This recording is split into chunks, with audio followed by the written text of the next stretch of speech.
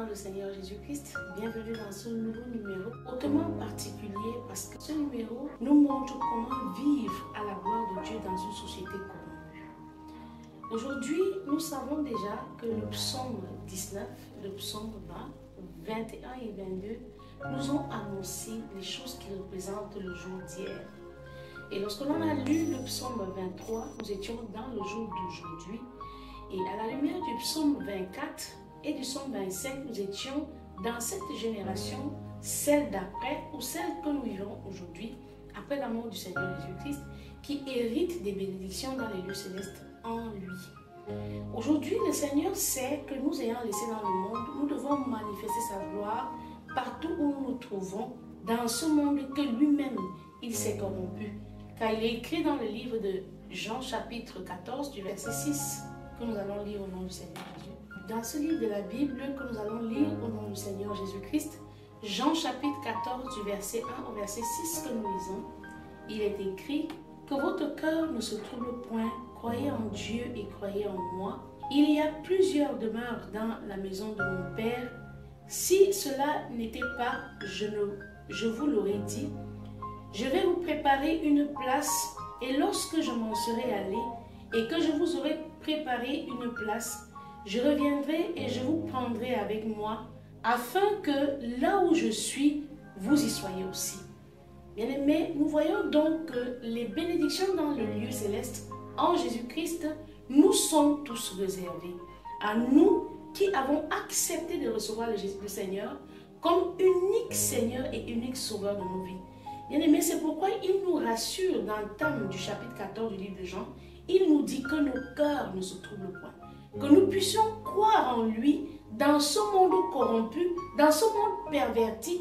Il nous recommande fortement de croire en lui et de croire en Dieu. Et il nous dit qu'il nous a préparé des demeures dans le ciel et que si cela n'était pas le cas, il ne nous aurait pas dit. Et nous savons qu'il est écrit que or nous héritons dans les lieux célestes avec le Seigneur Jésus-Christ. Verset 4. Vous savez où je vais et vous en savez le chemin. Nous savons aussi qu'il est écrit dans le livre de Jean qu'il est le chemin, la vérité et la vie. Nous avons vu dans le psaume 25 quel était ce chemin-là, quel était le caractère que nous devons avoir, quelle était la route que Jésus a frayée dans ce monde difficile, dans ce monde ténébreux. Au milieu de toute cette corruption, Jésus nous a frayé un chemin. Dans le livre de Luc, nous pouvons voir dans le livre de Luc comment est-ce que Jésus-Christ a regardé, à être obéissant à Dieu comme étant sa nourriture. Il a fait la volonté du Père. Nous qui autrefois étaient des enfants, Jésus-Christ aussi était enfant. Il a grandi en sagesse, en stature et en grâce. Il est devenu ce fils-là qui a manifesté le chemin par lequel nous devons passer aujourd'hui. Thomas lui dit, Seigneur, nous ne savons où tu vas. Comment pouvons-nous en savoir le chemin? Jésus lui dit, je suis le chemin, la vérité et la vie. Nul ne vient au Père que par moi. Bien-aimé, c'est pourquoi il est écrit, sans la sanctification, nul ne peut voir Dieu. Or, la sanctification est la loi de l'Esprit.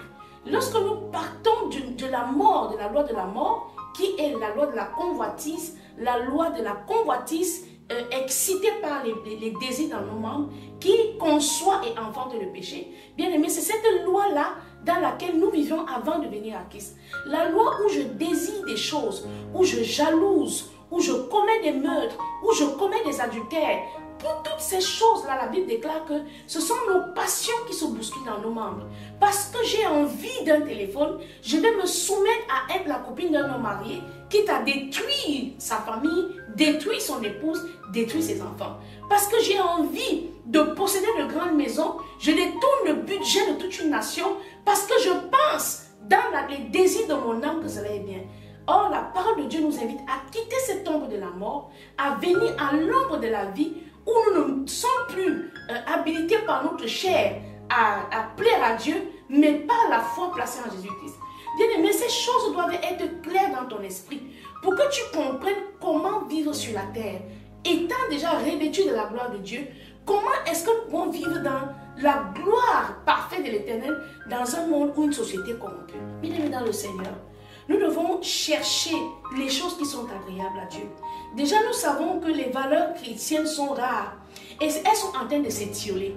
Lorsque l'on regarde la société actuelle, On voit comment beaucoup de personnes sont prêtes à parler de Jésus. C'est tout le monde qui va ouvrir une caméra, qui va ouvrir une église, qui va se tenir devant des peuples et dire « Voici, voici, au nom de l'Éternel ». La Bible déclare que plusieurs me diront « Seigneur, Seigneur », mais je ne les aurai point connus. Pourquoi Dieu parle de connaître? Il parle de connaître ici comme entrer en intimité.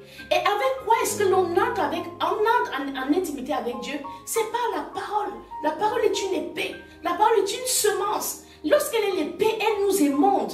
Elle nous sépare des parties mortes de notre corps pour que l'on puisse porter plus de fruits. Et lorsque cette parole devient notre quotidien et que nous en faisons un standard de vie, bien aimé, nous ne pouvons qu'émaner comme des parfums de bonne odeur qui s'élèvent et qui se donnent à Dieu comme un sacrifice vivant et un culte raisonnable.